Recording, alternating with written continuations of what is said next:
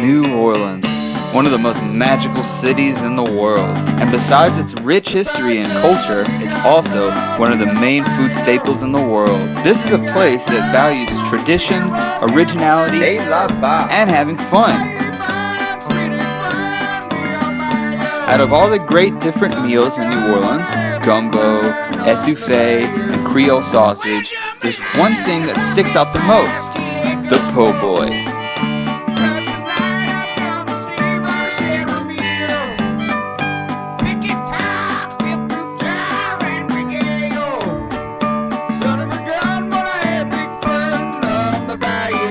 When the oysters come out of their shells, so do we.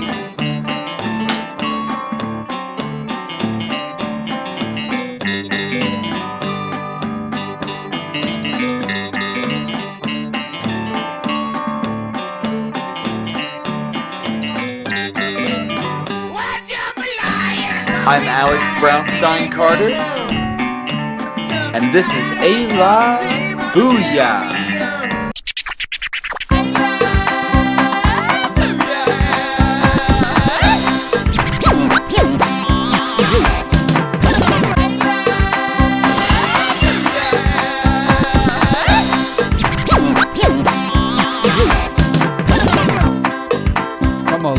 Come along. Now we're gonna show you the best place to get one. Let's roll. Another day, another po' boy. You can't always go to places where a lot of the tourists flock to, like the French Quarter. You have to sort of navigate and try to find these little mom and pop shops. They look very, very old, and some of the decor is a little outdated and sort of dirty. But there's this magical charm. So, we are en route to Mr. Po' Boy's restaurant. I am thrilled and I am starving. So come along. Booyah is coming right for you. Get ready. So we're here right now at Mr. Po' Boy restaurant, and we're about to get in and see what they got. Come on. Hello, how you doing? Thank you very much. Well, today I would actually like to try your shrimp po' boy. I'm gonna get a 10-inch. I would love it dressed all the way. Yes please. Thank you very much. First you start with the bread. Stick it in the oven. Batter those shrimps in cornmeal. Now you're gonna wanna toss that shrimp into the fryer basket. Sift and dunk. So tell me about the history of this place. Well, Mr. Po' Boy has been here since, I believe, about 1969. Wow. We bought it about 10 years ago. It's had 3 different owners. Oh, okay. Oh, yeah. And, we stay pretty busy. Pretty local, a lot of local. That's awesome. That's awesome. How long have you been open for? This restaurant's been here since like 1969. Oh, wow. What do you think you're most known for? What are some of your signature items? The roast beef po' boy. It's homemade. We cook it every night. Slow cooked. And we sell a lot of it. Yeah? I tried some of the roast beef gravy and it was... Woo. Wow. She's crispy enough. Get her out the oven. Now it's time to put a dress on her. Woo, those are some plump night harvested jumbo shrimp. Alright, take it out.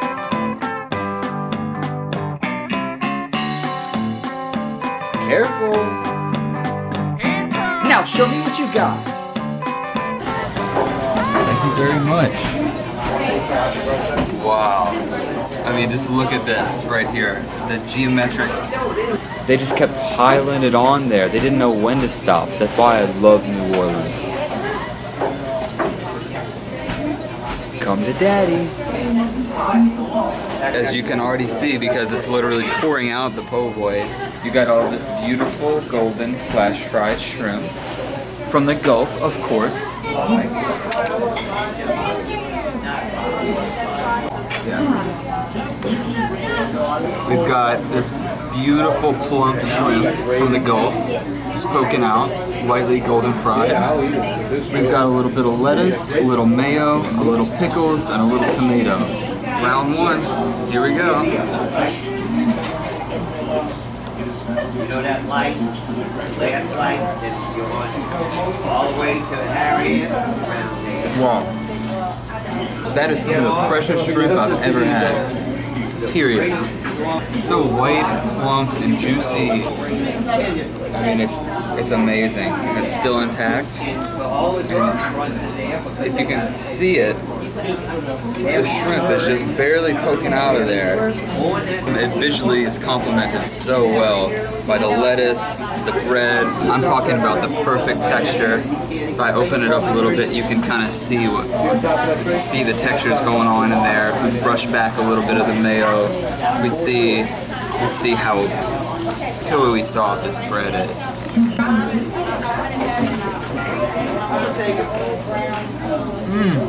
Booyah! Or more like booyah. I think I'm ready for bite number 2.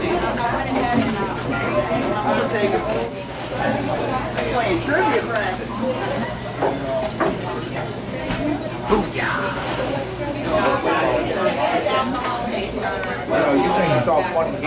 We've got delicious, beautiful bouncing shrimp, golden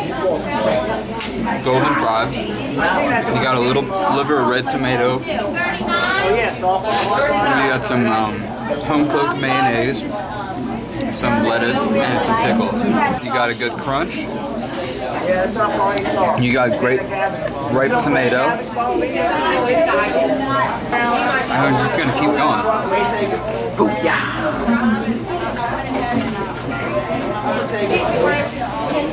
You can really taste it. They came right out of the sea. They don't call this the fruit of the sea for nothing.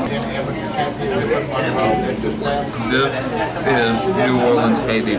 As you can see, we got some stragglers, but don't worry about that. I'm a cowboy and I'm gonna wrangle them up.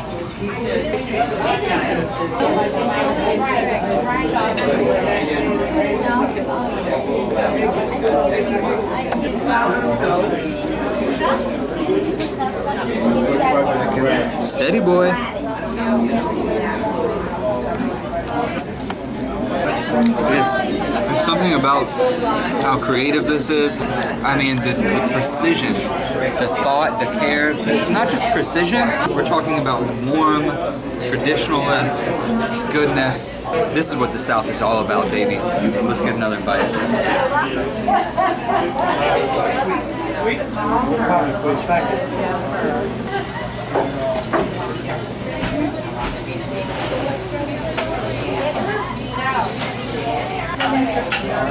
Something happened. A lot. Going to tell us to say something.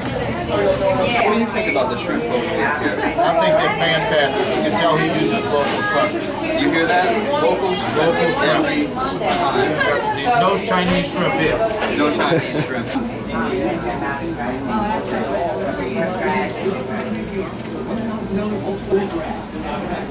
It's starting to wind down.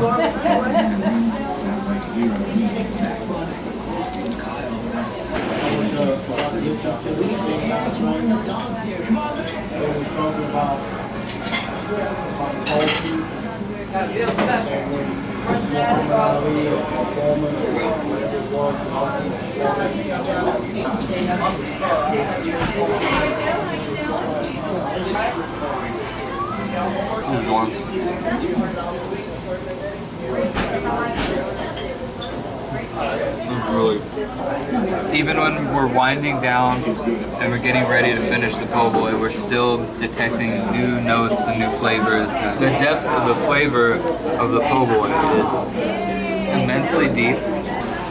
That's awesome. 44.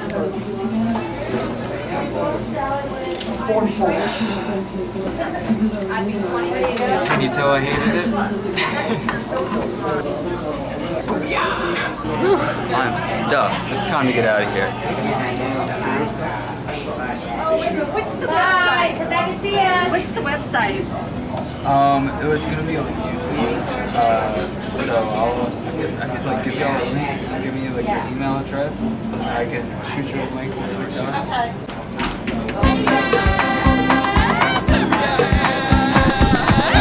That's a wrap. Thanks for tuning in tonight. I'm Alex Brownstein-Carter, and this has been A Live Booyah, and this has been the best po' boy in New Orleans. Good night.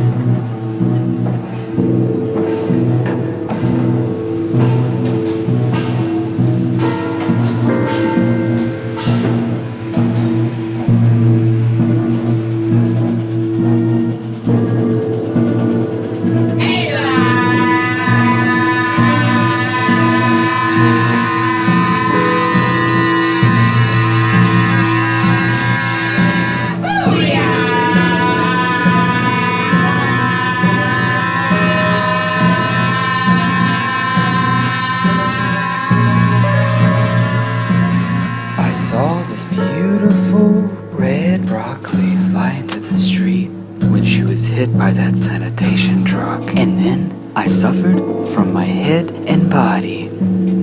She's saying I need a corn stick. It's painful, soft corn on the fifth toe against the bone. It's crunchy, hot out the mushy grease. Limp with crust flaking into my lap. It always smelled like a house to me. It makes the wood softer. If Dad sold one, we'd eat for a year. It was hard. That creamy red gravy that I did that to. One jumbo wing makes such sinful sense. You have to be gussied up, steaming Inside a cocoon. messy, untoasted sum total. Oh, no chance handling. To smell and taste the pools of oil. The cirrus and vagina must be innervated around the genital pore. Its surface, sticky and whiskery, as these microorganisms colonize the body, each one growing tails pregnant with microbial spores. The oil trickles through the abscesses, spreading through the body, which allows the mixture to emulsify perfectly into a long, wriggling hyphal tip. So as I sit on top of the broad-chased tab opener, And I'm thinking, help! Help! Can I eat to shrink my fibroid? Or should I attach pegs to my body? dozens of white worms are wriggling inside of this branch. And if it'll fall out, it will sever the blood vessels into fine shreds. I know there's this bracelet to cause insects and hundreds of white eggs to burst forth. 3 pairs of nerve cords run down evenly along the wells of my grease. The second I laid down, the germ cell tumors began jumping out of my grease. Their eggs heaving from splintered cysts. After I'll collect the new spawn, they will scream before I grind them into fibrous, moisture-proof casings for my sausages. The undulating, tangy strips are flexible enough to stimulate the rumen of whole cows. After After our flavors have made it through the first chamber, a knife is then thrusted through the shell behind its many mouth-like apertures, where we'll take our flavors back. The hot meat mixture may include sperm-stored sacs that, until bubbly and thoroughly heated, form a central body in the digestive gland, producing lots of tiny embryos that extend into a brood sac. Where we're heading has never been seen in your homes. I'm talking about a kitchen that's staying in the family. That stays in it. Multi-sensory cuisine pumped through miles of tube, tightly coiled in the void chamber. Multiple tenders are being joined by hemorrhaging and meat glue from extracted fawn blood. Opting for a lighter, more fermented meat, fetal octopi sliced and fused with transglutamayo is then chosen next to a yard egg that's been soaked in alcohol for one star cycle. The egg becomes frozen, shattered, and then gathered in the microwave to melt and then coagulate to the mold of your choosing. Tommy will choose milk.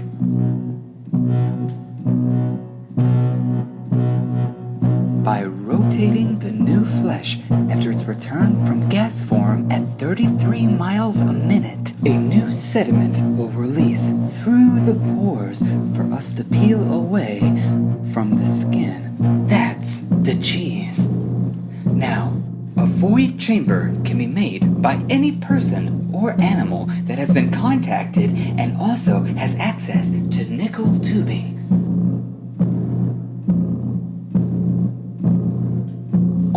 During this star cycle, can the egg finish without any sort of temperature? For that creamy, perfect fluff. This is causing me extreme hunger.